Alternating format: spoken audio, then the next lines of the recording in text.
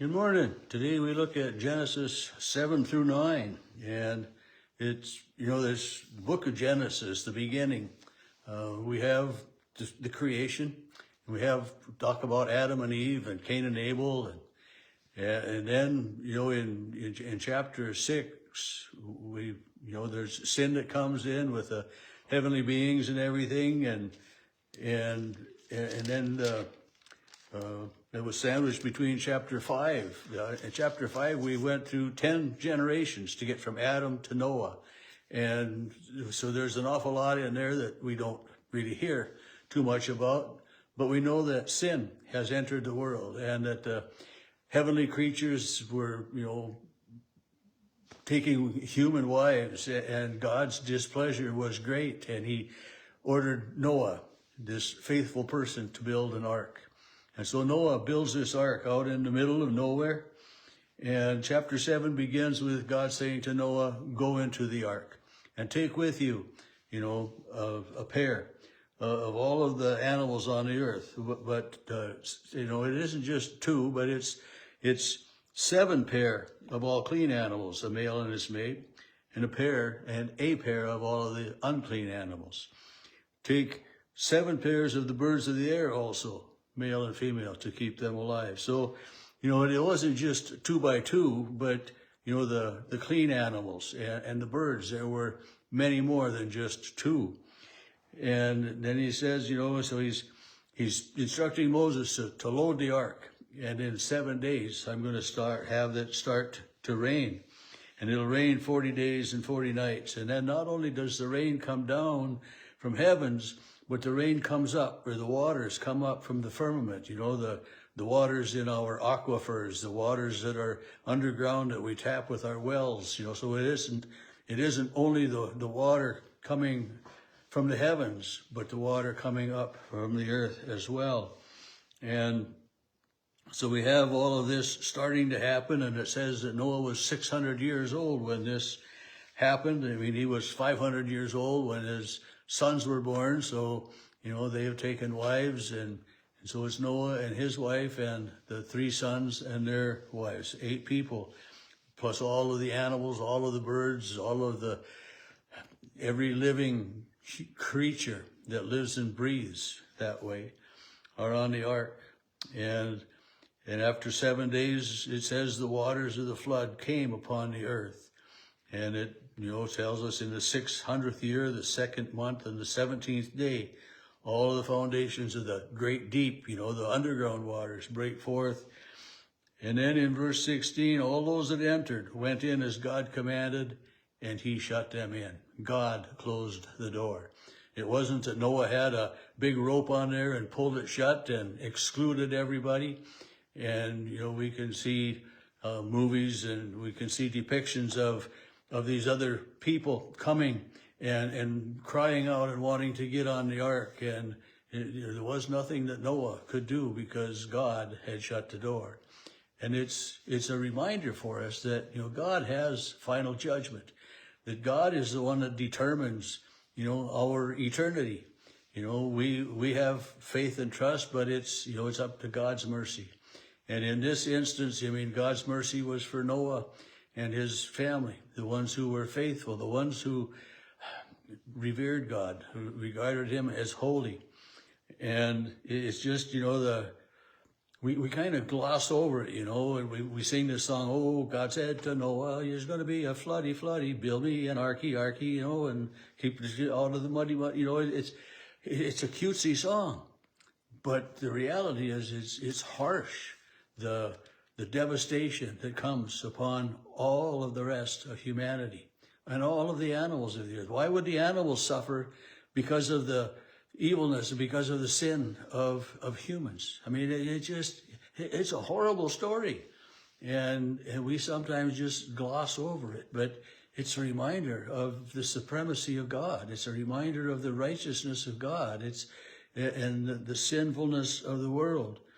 And chapter, the water is over the earth, and in verse 22, it says, everything on the land in whose nostrils was the breath of life died. He blotted out every living thing that was on the face of the ground.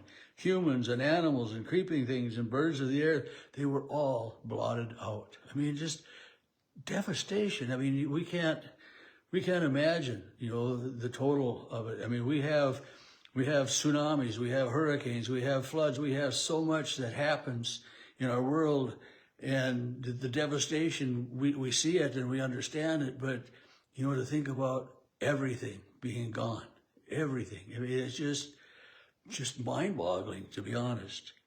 And then chapter 8, verse 24 or 7, the waters dwelled on the earth for 150 days. That's 5 months. They almost half a year that the water completely covered the earth.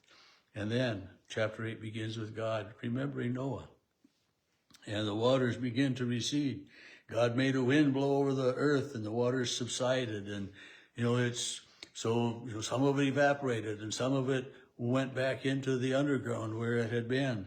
But it took a long time. It says at the end of the 150 days, the water had abated in the 7th month of the 7th day. And so we have this timeline that is shown to us.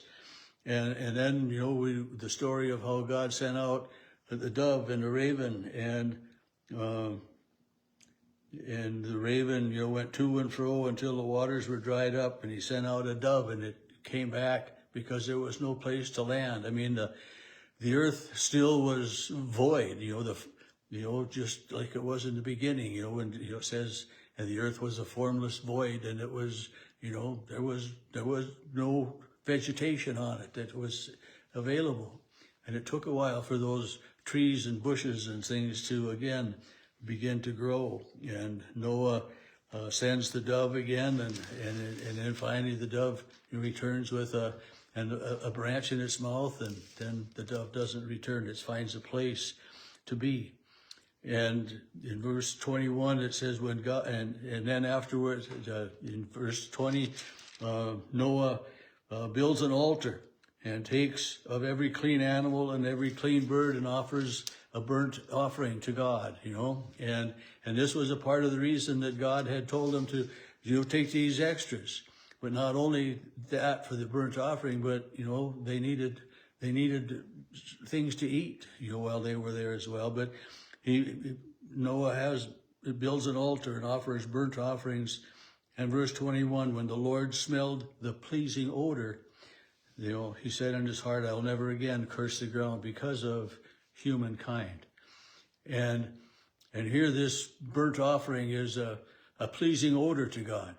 And we know that later on, in the prophets and in the Psalms, God says, your burnt offerings are a foul stench to me. I cannot stand the smell of that, and as I came outside this morning, I burned some trash. I mean, we live in the country, we can do that. And the, the smell of it, I mean, it's not really a pleasing smell sometimes. There were some plastic bags in there. That's what we use, for some of the garbage. And the smell of that wasn't a pleasing smell at all. And you think of the smell of just if you singe your hair on your arm, it's not pleasant. But, to God, this burnt offering was a pleasant odor, and he accepted it. And then in chapter 9, Noah and his sons are blessed, be fruitful, multiply, fill the earth, have dominion, take care of it. Same thing that he had told Adam and Eve, to have dominion over the earth and to be fruitful and multiply. And in verse 8, God says to Noah and his sons, as for me, I will establish my covenant with you. And we know that covenant is the rainbow.